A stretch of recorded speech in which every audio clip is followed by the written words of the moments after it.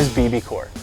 So what BBCOR did from the previous Beezer standard is the BBCOR test has now changed to where it's no longer allowing the bats to have that grand trampoline effect that the Beezer bats used to have. So what that means now is that either we had to thicken our walls, or in our case, in a lot of our bats, we've put our taper rings down, getting them as far away from the hitting zone as we can and as close to the hands to minimize that weight.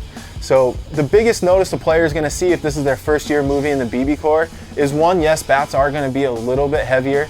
You know, our line, we have bats that swing at all different swing weights that match all the players' different swings.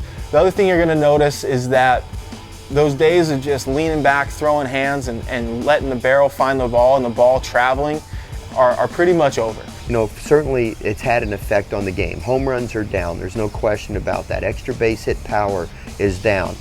But what it has forced all the players to do is to become more sound hitters.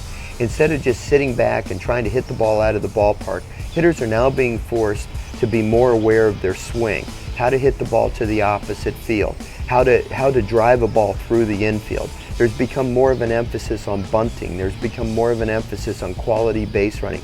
Quite frankly, the game is back to the way that it was supposed to be when the game was invented. So a big thing that we have going for us with our line is our bats swing much more balanced and much less end weighted than a lot of the other bats on the market because of the technology we use. Also, all of our bats are two-piece. That also allows us to be much more finite with our machining and what we do with our barrels and our handles separate. We don't have to try to do it all in one shot. We can separate it out and we can make those bats as perfect as we want and keep our tolerances as small as we want.